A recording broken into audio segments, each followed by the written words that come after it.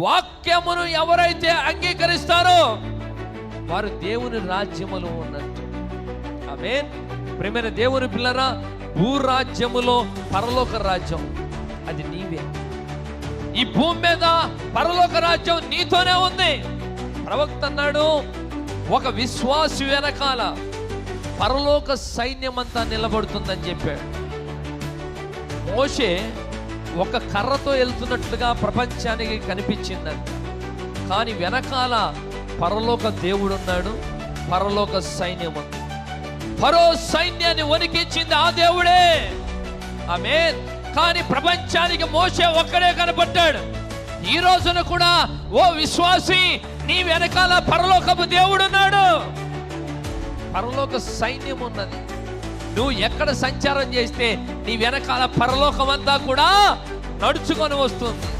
నమ్ముతావా?